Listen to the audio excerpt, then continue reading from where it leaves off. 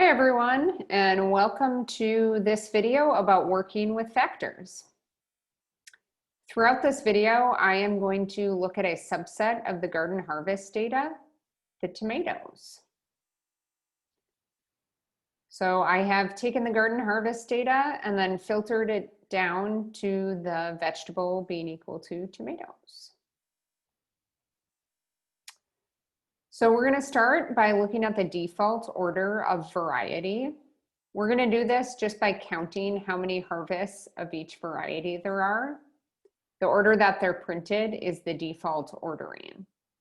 So when I run this code, I see that Amish paste is first, then Better Boy, and so on. These are alphabetical. So the default ordering of variety is alphabetical. We can manually change the ordering using a function called factor relevel. I will put black crim and Cherokee purple first and second, since they're my favorites. The rest of the levels will remain as is. I can either do this by creating a new variable, so that's what I'm going to do here. So just to begin, I've filtered the garden harvest data to tomatoes, and I'm going to create a new variable that I call variety2 because I'm not creative.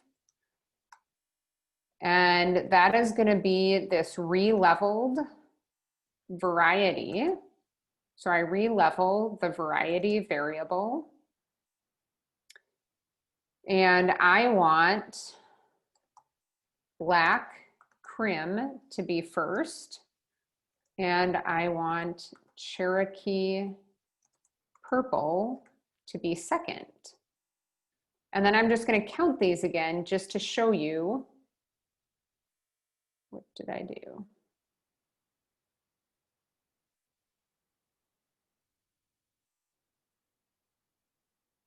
Oh, I wrote factor level instead of factor relevel. Sorry about that. So factor relevel, variety, and then black crim first and Cherokee purple second. So I make mistakes all the time too. So here we see that black crim is first and Cherokee purple is second. I just want to do a little experiment here because I can't remember what happens. Like, what happened if I accidentally put black crim with a lowercase k? So notice if I did that, it doesn't give me an error, but black crim does not show up first. It shows up where in its alphabetical position. So do be very careful about doing that correctly. So like I said before, I can either do this by creating this new variable, or I'm just going to copy and paste this inner factor releveling code, or I could put it directly inside that count function if that's all I'm going to be doing. So here we get the same result. Or something we often do is plot our data. So I could do this part right inside of the aesthetic. So here I'm re-leveling this variety variable right inside of the Y aesthetic. When I do this, so notice black crim is showing up first and Cherokee purple second, and then everything else is still alphabetical. When I do something like this inside the aesthetic, it is even more important to relabel your graphs, which I've done here. I actually got rid of the Y label in favor of having an informative title. Okay, moving on. The factor in freq function puts the levels in order by frequency, how often they occur, from most to least. So let's try this with the tomatoes. So here I'm going to use factor or FCT underscore in freq. I should have mentioned this before. When I read these functions out loud, even though it's FCT, I will say factor. So FCT underscore in freq, I will say factor in freq. So let's put variety in there, and then I'll count the variety. Actually, I created this new variable, much like I did before, variety2, and I'm counting variety2. So notice it does put it in descending order from most harvested to least. And like with factor relevel, we can also use factor infreq directly in a plotting aesthetic. And I'm gonna just copy and paste that into this part. So I've put that in my Y aesthetic. So you'll see that it is sorting it from most to least, least to most from top to bottom. Okay, moving on to factor reorder. This function allows us to reorder a factor by the value of another variable. So I could order the tomatoes by the greatest harvest weight to the least harvest weight. This is something you've actually seen me do before already.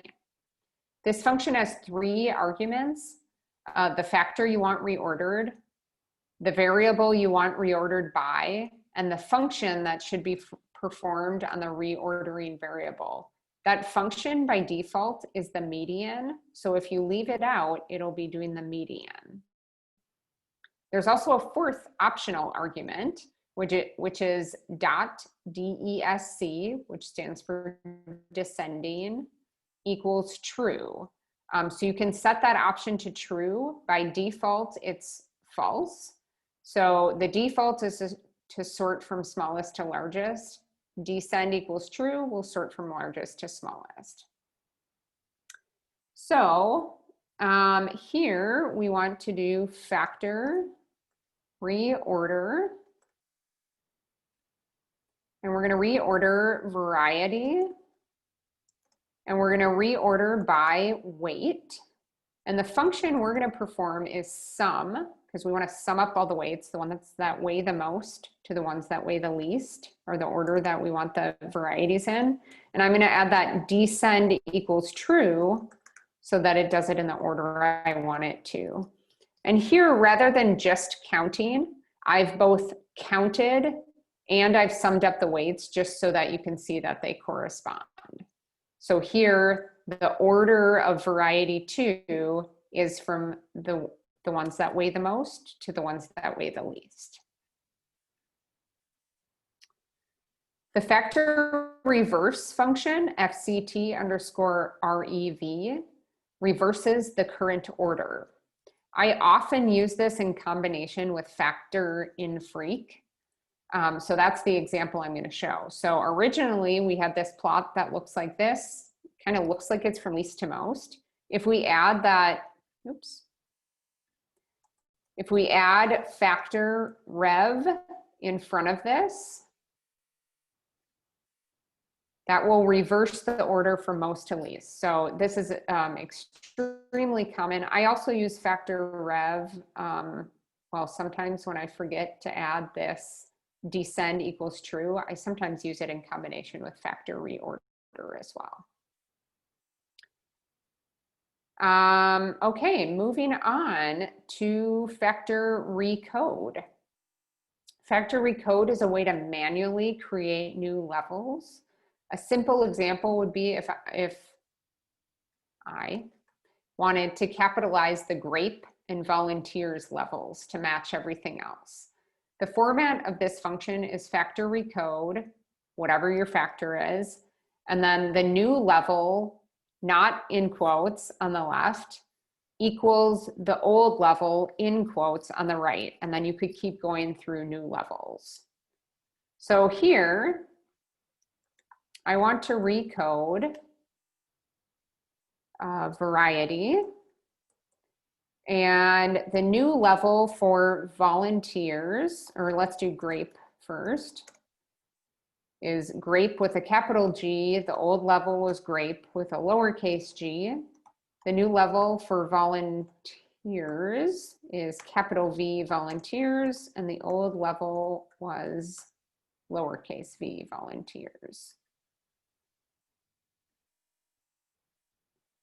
So if I do that, I can see my new levels. So there's grape and volunteers. This is alphabetical, will be last. And I no longer see lowercase g grape, and lowercase v volunteers.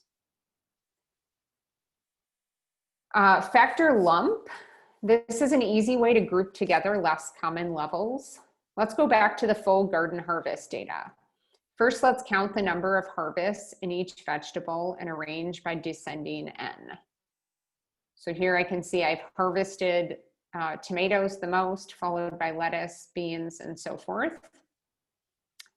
We can tell factor lump either how many levels we want to preserve by providing n equals, or we can tell it to preserve levels that appear at least a certain proportion of time by providing prop equals.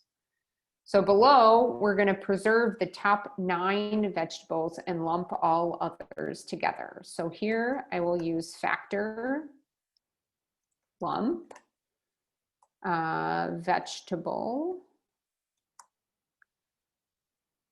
and I'm going to tell it n equals 9. So that means it will preserve the top 9 and lump together all others.